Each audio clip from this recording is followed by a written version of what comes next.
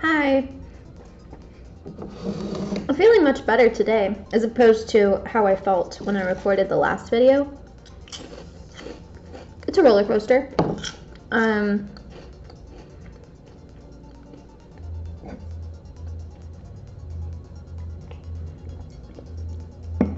Right now I'm indulging on my kryptonite. I have two kryptonites. The first is hot Cheetos, and the second are the limon lays. I saw the bag at the store over the weekend, and I was like, what the hell? But once the bag is opened, there's no going back. It will be emptied within 48 hours or so. So that's just who I am. Yeah, I'm a mess when it comes to chips, and it's kind of disgusting. I just can't stop. So I went to work today, and then when I left work, I decided to go to the car shop that I've been getting like my oil change done, and I got something else done there. I don't remember what it was, but I went back today because my check engine light came on over the weekend. I was like on my way out of Boston and it came on, and the last time my check engine light came on, my car wouldn't accelerate, and I was like literally like there's like this exit and there's like this kind of merging thing, and that's when it happened. I was like fuck. Anyway, we're okay because it wasn't that same problem because I already had that problem fixed. But yeah, I got it. I took it to that place and I was like, I don't know if y'all can just like diagnose it, and they were like, yeah, for sure. And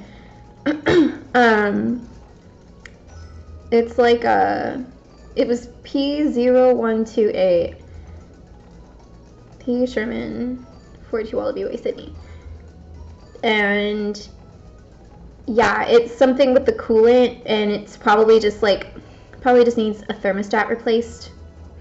It's not that expensive, and it doesn't sound that dire, so I'm not gonna rush into getting it fixed, but I will get it fixed soon. But no, I deserve that. It's been a minute since I've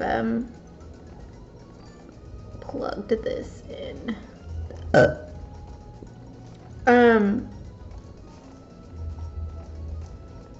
Yeah, so gonna get that taken care of at some point. Yeah. What else did I do this weekend? I went into Boston. I dropped off some film from my camera to get developed. I've been sitting on this film for over a year. Like, my friends got married last October, like October 2020, and I took pictures of them, like, because I was like, oh, I hope these come out. But I'm really excited to see those. And then there's two other rolls that are colored. The wedding pictures are black and white, but they're all taken with a Canon A1, and it's from a camera that a friend of mine gave to me, and it was a really, really nice gift. But I haven't developed anything from it yet, so I don't even know if the camera works. So yeah, I really, really hope it does. I'm really looking forward to how these turn out, if they turn out. And yeah, that place was in Somerville, so I spent the Saturday in Somerville. It was all right. There was I went to a coffee shop and it was fine. I'm just so annoying. I'm so picky about coffee shops, and like I haven't found one yet. I just haven't. I found a really good one, not in Boston, but I have not found the one. It's really upsetting me. But anyway,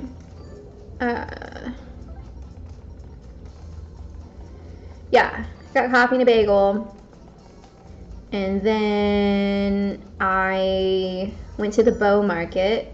That was fun. I was trying to look for some Christmas gifts, but I wasn't all that successful.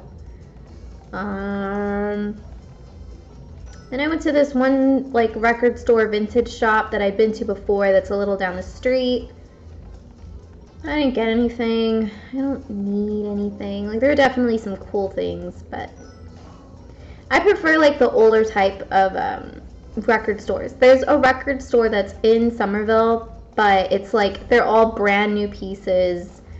They're all brand new records, like that are ordered, which is fine. But I like the experience of just buying something and not really knowing what it is.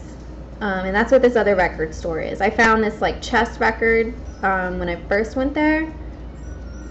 It ended up being like an 80s kind of, I don't want to say techno, I don't think that's right. It was a really cool record, honestly. But that's what's so fun about records. It's like getting the things that, you know, that you don't know what it's going to be, and then you end up finding something that you really, really love.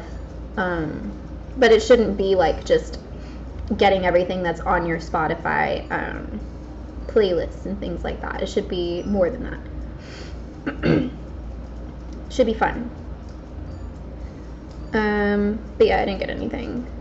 And I tried going to this coffee shop like in the afternoon, but God, it's so annoying. I've tried going there once before and they were also closed. That was when my friend was like, I mean, this was in like July, and I didn't remember what time it was or anything that we went, but this was on a Sunday and it was 2 o'clock. It was like 2:15, and I saw people inside, like many people inside, still eating and drinking. Their open sign was on, so you know, of course, I was inclined to think that this place was still open.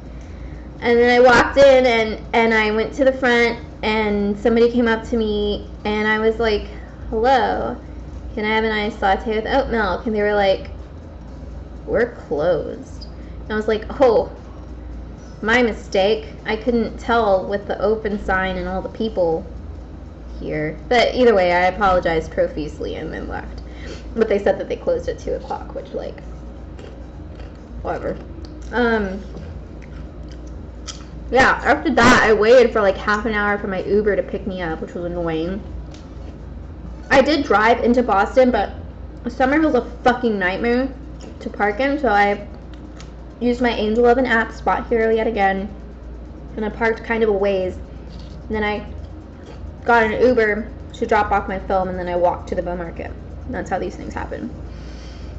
So when I was leaving, I put in the thing, and it said you have, you know, they'll pick you up in 8 minutes. They're going to complete a different drop-off thing. So I literally saw my Uber drive by me within, like, the first minute of me putting in, like, the order or the ticket or whatever. I was standing in the cold for half an hour. I was so mad. I guess he was stuck somewhere. I don't know what it was, but he was not moving for, like, 15 minutes. He was in the same spot. I was just really annoyed because, like, literally any other driver could have picked up my ride to get me instead of this guy getting it, even though he hadn't completed the ride he was currently on. So, I mean, I waited for, like, close to 20 minutes before I finally canceled it.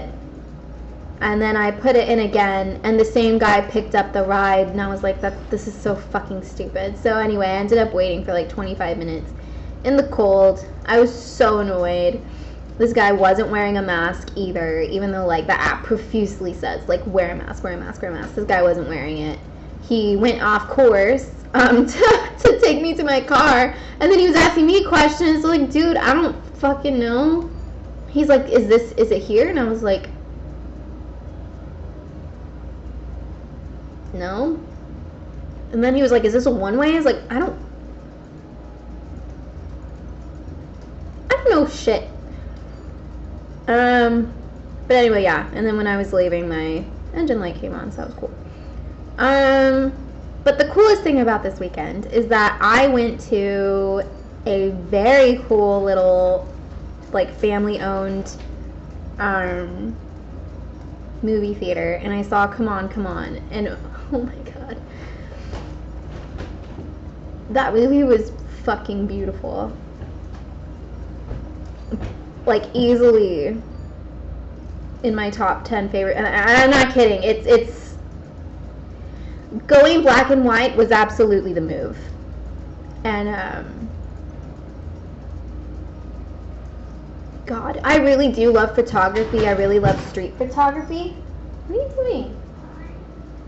Okay. I really love street photography. And God, like just the richness of this movie, visually, auditorily, I don't know if that's the right way to say that word. Performances were spectacular. The writing was spectacular. The story was spectacular. I fell in love with it. And I just felt so happy that like I was watching it at this tiny theater where hardly anybody was. Like when I went and got my ticket, I literally got like an actual ticket stub. Like if you had gone to a carnival like back in the day and they give you like a real little ticket stub, like that's what this man gave me. And I was like, oh, this is so cool. Yeah, so I really want to go there again. Plus like the area that it's in also looked really cute. But since I showed up on a Sunday at 7 o'clock, everything was basically already closed, which like I can't get it. Is that a COVID thing or is that just like a New England thing? I don't understand. Everything just closes so early. Like where y'all going?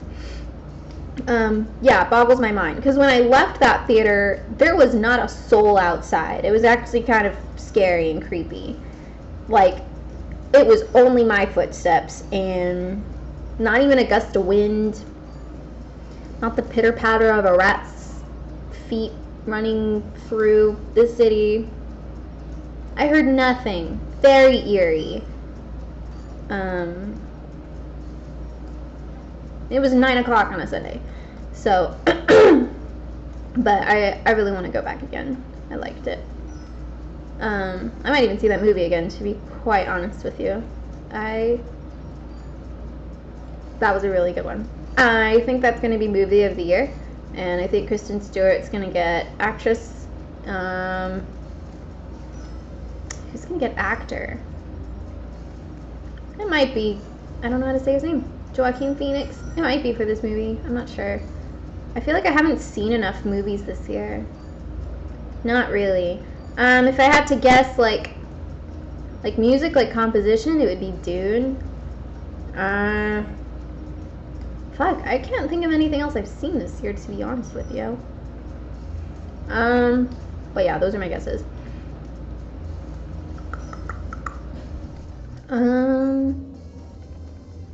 Yeah. What else? Yeah, yesterday was just like a very weird feel, just because like I'd gone to this town that I'd never been to before. The roads were very windy and dark, and it's kind of lonely, but not in a bad way. For once. I actually really enjoyed it. And yeah, when I got home I started writing. Except I didn't pull out a journal this time. I pulled out my laptop and I started typing, and I liked the vibe that I was getting, so might try to keep doing that. I also tried one of the things that I have written up there is coffin. It's because I started out my writing with Coffin Street was a dead end, and was based on true events. But anyway, I started writing a bit like stand-up, and it happened because I was watching Pete Holmes on Saturday, and I just discovered Pete Holmes, and oh my god, I fucking love his shit, because he literally just like looks at what it is to be a human and questions it, and it's so fucking funny. Yeah, I love it. And I was watching one of his specials. I think it's called like Faces and Sounds or something like that. And wow, what a mess I've made.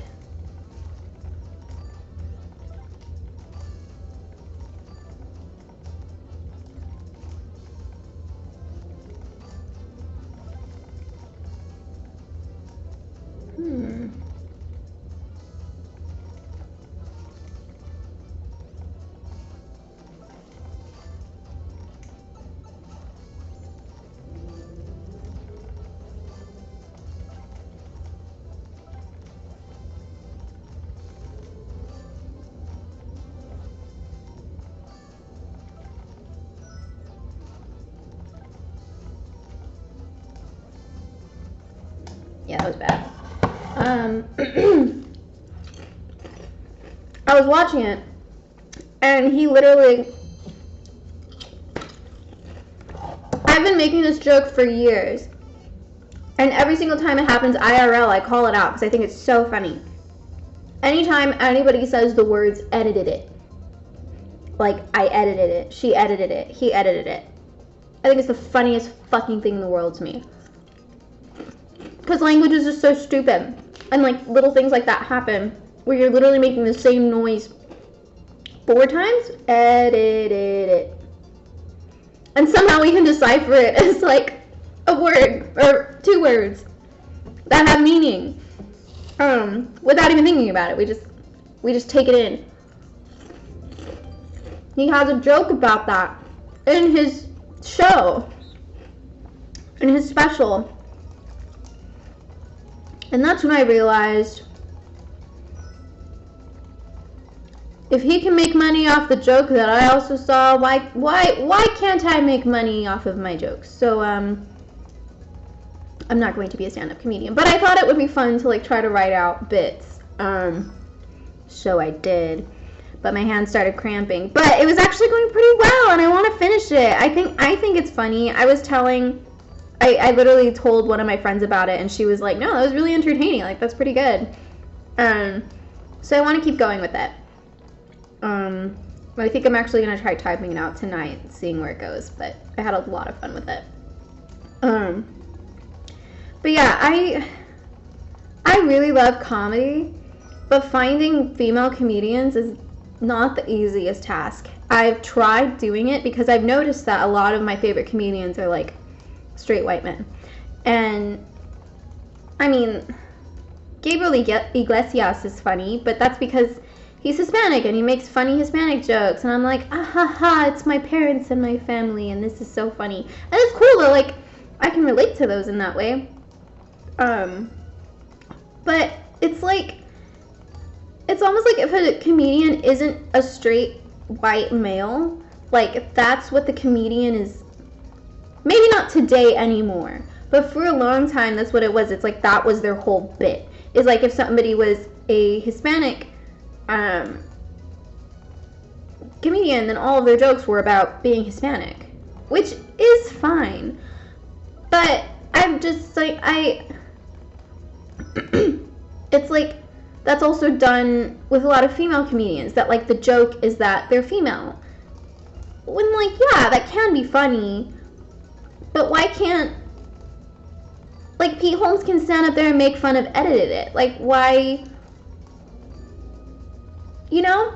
Taylor Tomlinson is a really, really great comedian. I fucking love her. She's coming to Boston this week, and I'm not going to get to see her, but I really want to go to LA for that festival that Netflix is a Joke is going to do, and she's going to be there, so, like, I'd fucking love to see her live. I want to go so...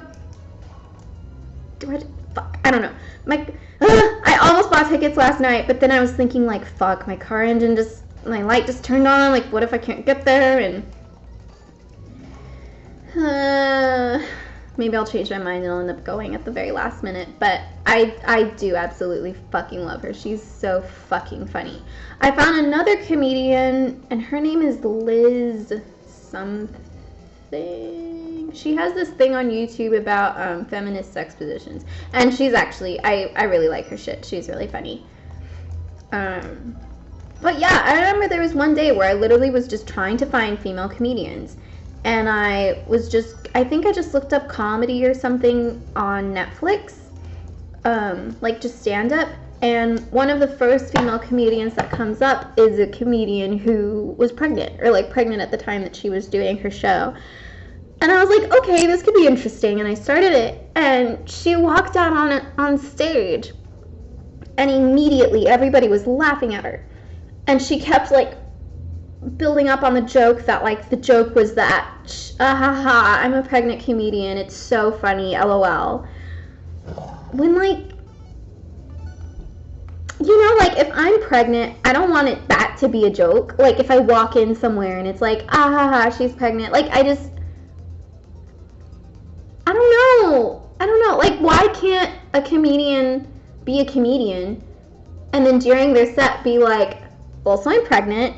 Like that's fine, but I don't know. I didn't love it. And I guess that kind of, like, I was thinking about it, and all of this, the stand-up that I've seen from women, and again, this is in the past. I haven't seen too many nowadays. But the ones that I would see would talk about, like, oh, my mother-in-law came around, and everyone's like, ooh. And it's like, I can't relate to that in any way, shape, or form. I don't get it.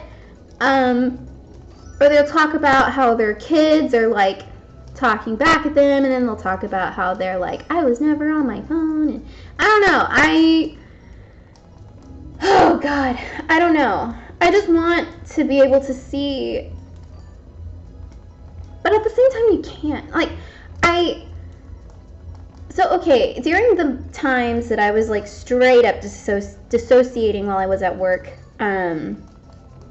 like every hour that I was at work dissociating was another hour that I was giving more serious thought to just being a stand-up comic. Like just quitting my job and just standing in front of people and talking into a microphone. And again, I have absolutely no business doing that. That is the last thing on this planet that I want to do. But I was coming up with like my own little skit, like in my head. And, you know, it was sort of, this is like, okay, so it starts out with, you know, labeling my identifiers, because I've noticed that a lot of comedians will do that, especially ones that aren't very popular. They'll talk about their physical appearance or their race or, you know, just something. But I've noticed a lot that, like, especially, like, lanky white dudes, they'll go up on stage and, you know, they'll start making fun of themselves. Like, oh, who let this 12-year-old up here? Or who let that pencil hold a microphone? They'll make fun of themselves, and it is funny, but it's a way to get the audience to remember you. I think that's the purpose behind it. So I was thinking about, like, okay, what if I did that? Like, just do, like, I'm in my head, I'm imagining that it's like a 5-minute set, and yeah, I would literally just spend that entire time labeling out my identifiers, because here's the thing. I think my life from my viewpoint's kind of really fucking hilarious. And, you know, very few people are going to get the view that I get. But one of the first things that I would talk about is, I would actually just come out and say, literally, basically what I just said. That, like, I've noticed a lot of comedians will come out here and be like, identifiers, blah, blah, blah. And then I'd say, okay, so let's go over my identifiers. The first one, I'm really fucking short. And I would talk about that. I'd talk about how I'm 5 feet tall. And, you know, like, being 5 feet tall is only beneficial when I'm in a cave. Like, other than that, it doesn't really come in handy for me at all, whatsoever. And so I would paint up this kind of, like, you know, something that has happened to me before. It happens once every single year. So I go to the grocery store. It's right around Valentine's Day, like maybe the day before Valentine's Day. And I am just getting my regular groceries, and I have my food in my little basket. I have a bottle of wine. And I decide, you know what, Valentine's Day is coming up. Why don't I get myself some of this chocolate that's, you know, in all these aisles and on sale. So I stroll on over to the candy aisle, and I pick a bag of Hershey Kisses, and I'm on my way out of the aisle when suddenly I'm like eye level with one of those ridiculously gargantuan like teddy bears that are like holding a heart that says I heart you, and like I shit you not, like I end up eye level with this fucking thing. And it's in that moment that I'm looking at this thing, knowing that I will also never receive this thing from anybody, like at least not that year. Yeah, it's in that moment that I'm looking into this thing's black eyes that I have to accept that this thing occupies more space in the universe than I do. Like, no matter what I do in this life, I will never be bigger than that thing. And yeah, it sucks. My next identifier would be that I look very young. So then I would keep going with this bit about being at a grocery store, and I'm, it's all the same thing. So now I've got my candy, I'm depressed about my size, and I go to the cashier. So I'm 27 years old. I have looked exactly the same since I was 15 years old. I shit you not, I look exactly the same. Haven't aged. It's very annoying. But every year that I don't age, the looks that cashiers give me become so much more skeptical. So like when I was 24, they'd be like, okay, this makes sense. When I was 25, they'd say like, oh, you look so good for your age. At 26, they were like, can you take down your mask? And now at 27, they're straight up like, what's your date of birth? They don't believe me. So yeah, I would just go with that, how I look like a child and how I've always looked like a child. I'd probably plug in a couple other stories in there about how, God, I could go on for years about how I worked at a jewelry store in South Texas. There was one, not once. This happened more than once. Oh my God, I have 20. I'm running out of time. I'm going to play this one last game and then I'll get off because I'm going way too long. But, this happened multiple times, but obviously I'm not in high school. I worked there when I was in college and then also for a couple of years after college. So like 19 through 25. That's how old I was when I worked there. And these little people would walk in. They were going to get their batteries changed in their watches, and it would be a Tuesday at like 10 in the morning. And then they walk in and be like, hello, how are you? And they'd be like, oh, I'm good, sweetheart. It's like, okay, what can I help you with today? And then they'd look at me and they'd be like, is school out today? It's like, no, I have a degree in science. Like, God, that was the fucking worst. But that would happen. And people would walk in being like, where's your dad? And shit like that. I have so many stories from working at that store. Just, I was a good like 55% saleswoman and 45% therapist there. You heard stories. But I digress. Anyway, I would just talk about how I look young. And then my third identifier, and this would be like at the very tail end of the set, I would just say, yeah, my third identifier is my ass, because I know y'all are looking, and I know it's a good one. Like, I would objectify myself before they could, basically. Because I know that at some point someone would be like, take off your shirt, or I don't know, whatever. I don't know if people still do that. I feel like that's not, it wouldn't be surprising. But anyway, yeah, I would call that out first. So yeah, that's my set. That's not what I was writing, like, over the weekend. But that set's been mulling over in my mind. I haven't written that down. But yeah, this other one's more to do with dating and my paranoia. And I think it's going pretty well. Because it's also helping me wrestle with my paranoia and how just, like, stupid my paranoia is. But yeah, maybe I'll like, quote unquote, perform that once I have the whole thing written out. I don't want to play anymore.